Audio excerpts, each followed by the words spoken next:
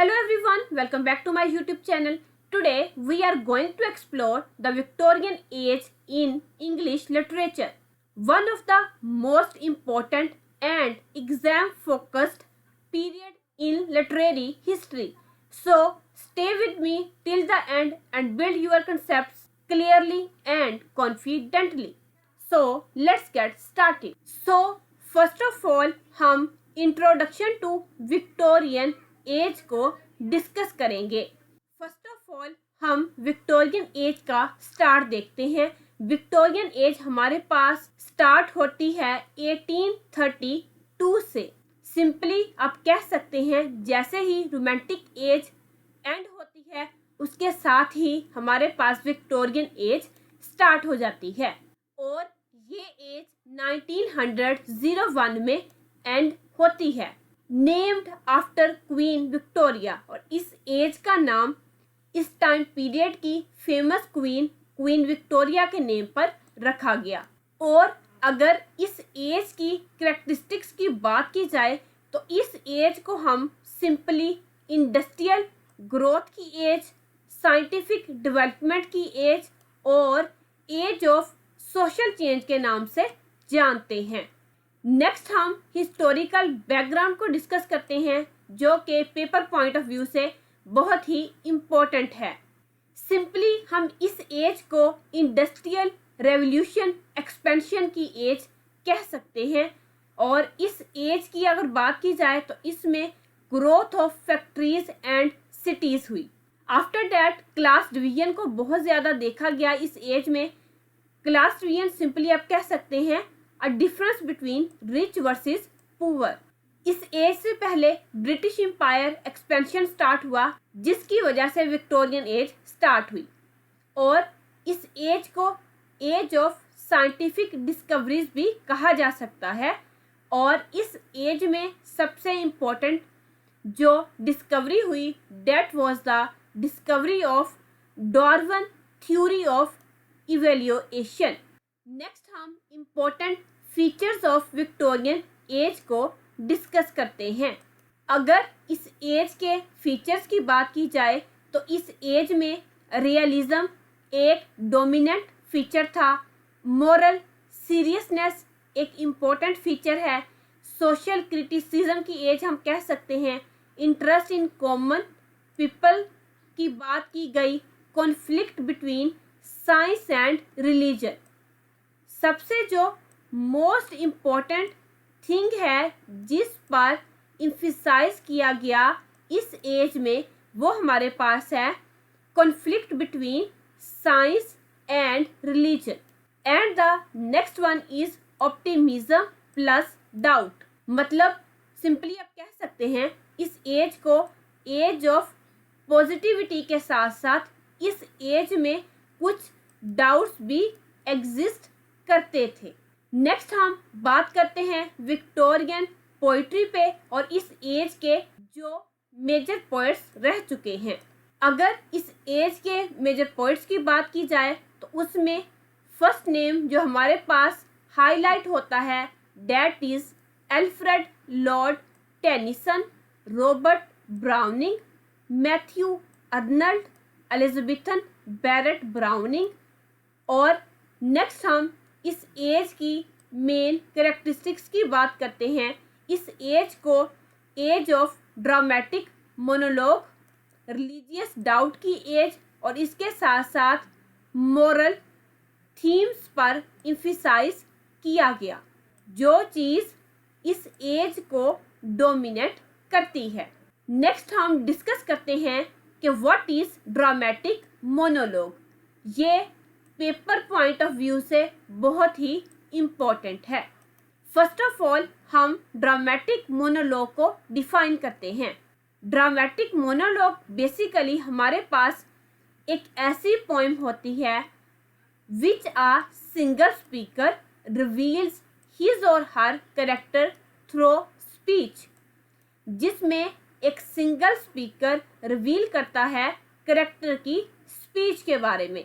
For example my last डचीज, ये work Robert browning का एक फेमस वर्क है जो कि ड्रामेटिक मोनोलॉग की टेक्निक के साथ रिच है। नेक्स्ट हम विक्टोरियन नॉवल की बात करते हैं, जो कि इस एज में मोस्ट प्रोमिनेंट राइटिंग जॉनरा रहा है।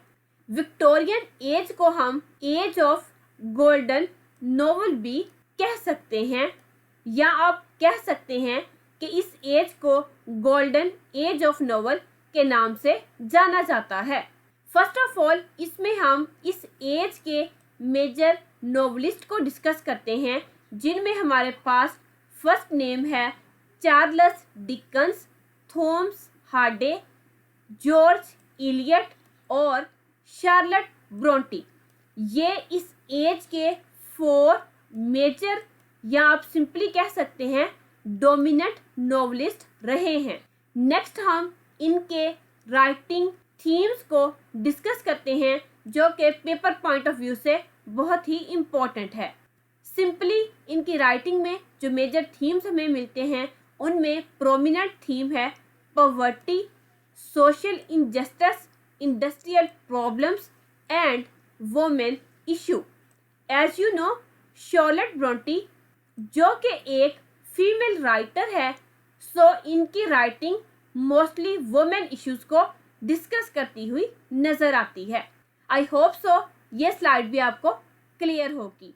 नेक्स्ट हम बात करते हैं चार्ल्स डिकन्स के बारे में, जो कि इस एज के डोमिनेंट राइटर रहे हैं। इनको सिंपली पॉपुलर विक्टोरियन नॉवलिस्ट के नाम से जाना जाता है। इनकी राइटिंग में जो मेजर फोकस था वो पुअर क्लास पर था, और as well as working class को हाईलाइट किया गया है। नेक्स्ट हम इनके फेमस वर्क्स को डिस्कस करते हैं, जो कि पेपर पॉइंट ऑफ व्यू से बहुत ही इम्पोर्टेंट हैं। तो सबसे पहले जो इनका फेमस वर्क है, that is Oliver Twist, Great Expectations and a tale of 2 cities. ये तीनों ही मोस्ट इम्पोर्टेंट वर्क्स हैं।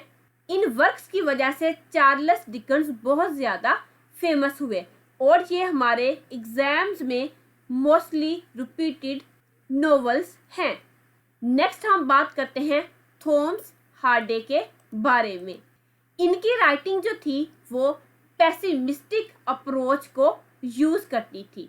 सिंपली आप कह सकते हैं इन्होंने जो नॉवल प्रोड्यूस किए वो पेसिमिस्टिक टाइप के नॉवल थे। नेक्स्ट इन्होंने अपनी राइटिंग में फोकस किया है फेट एंड ट्रेजेडी पर। और अगर इनके फेमस वर्क्स की बात की जाए, जो कि ऑलमोस्ट तमाम यूनिवर्सिटीज़ के सिलेबस का हिस्सा रहे हैं, that is taste of the दरबा विल्स। ये एक गर्ल की स्टोरी है जिसका नेम है टेस, और ये ओवरऑल स्टोरी में अपनी फेट की वजह से ट्रेजिक एंडिंग को पहुंचती है, और ये इनका मोस्ट इम्पोर्टेंट वर्क भी कंसीडर किया जाता है। नेक्स्ट इनका फेमस वर्क है ज्यूड द ऑब्सक्योर। ये भी इनका एक फेमस वर्क कंसीडर किया जाता है। नेक्स्ट हम बात करते हैं conflict between science and religion. ये भी इस एज की एक डोमिनेंट कैरेक्टरिस्टिक्स रही है, और ये पेपर पॉइंट ऑफ व्यू से बहुत ही इम्पोर्टेंट क्वेश्चन है। सो इसको डिस्कस करते हैं। अब हम डिस्कस करते हैं कि किन पॉइंट्स के बिहाफ पे इसको age of science and religion consider किया जाता है। फर्स्ट जो पॉइंट हमारे पास हाईलाइट होता है, that is Charles Darwin theory of evolution. Next है क्रिएटेड रिलीजियस डाउट्स। जब ये थ्योरी पेश की गई तो इसमें कुछ रिलीजियस डाउट्स को भी हाईलाइट किया गया। Writer showed confusion and uncertainty. इसमें जो राइटर्स थे उन्होंने कंफ्यूजन और अनसर्टेनिटी की कंडीशन को भी हाईलाइट किया। अगर हम लिटरेचर से एग्जाम्पल की बात करें तो मैथ्यू अर्नल्ड का फेमस वर्क है डोर बीच, जो कि साइंस एंड रिलीजन की थ्योरी को हाईलाइट करता है और इस पर इम्फेसाइज करता हुआ नजर आता है। आई होप सो ये भी आपको क्लियर होगा। नेक्स्ट हम बात करते हैं women writers in Victorian age. As you know कि हर एज में कोई ना कोई लिटरेरी जॉनरा डोमिनेंट रहा है। सो इस एज में जो डोमिनेंट जॉनरा था दैट इज नोवेल राइटिंग। सो अब हम इस एज में वुमेन राइटर्स को डिस्कस करते हैं। सबसे पहली जो वुमेन राइटर हमारे पास हाईलाइट होती है that is Charlotte Brontë. Next है एमिली ब्रॉन्टी, जॉर्ज इलियट। और अगर इनके राइटिंग की बात की जाए, इन्होंने किन पॉइंट्स को हाईलाइट किया है अपनी राइटिंग में, तो इन्होंने सबसे ज़्यादा एम्फसाइज किया वुमेन इंडिपेंडेंस पर, सोशल रिस्ट्रिक्शंस पर, जो कि सिंपली आप इनको सोशल बाउंड्रीज भी कह सकते हैं। और ये रिस्ट्रिक्शन किस पर पुट की जाती हैं? मोस्टली फीमेल्स पर। और फीमेल की इनर स्ट्रगल्स को भी इन्होंने अपनी राइटिंग्स के थ्रू हाईलाइट किया है और इन पर एम्फसाइज किया है। नेक्स्ट हम बात करते हैं comparison between romantic versus Victorian. As you know, इससे पहले जो लेक्चर हमने डिस्कस किया वो रोमांटिक एज पर बेस करता था और आज का लेक्चर है विक्टोरियन एज पर। सो हम इन दोनों ही एज का कंपैरिजन देखेंगे। अगर रोमांटिक एज की बात की जाए तो ये एम्फसाइज कर रहे थे इमोशंस पर, नेचर पर और इमेजिनेशन पर। ऑन द अदर साइड अगर विक्टोरियन एज की बात की जाए तो इन्होंने एम्फसाइज किया रियलिज्म पर, सोसाइटी पर, मोरालिटी पर और सबसे ज़्यादा एम्फसाइज था इनका सोशल प्रॉब्लम्स पर।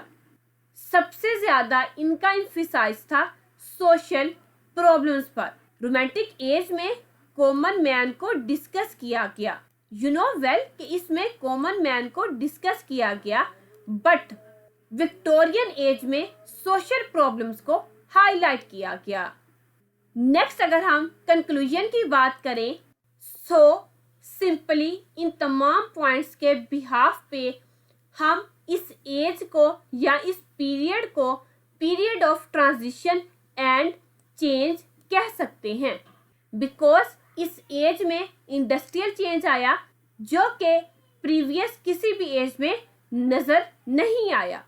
इस एज में फोकस किया गया सोसाइटी एंड मोरालिटी पर।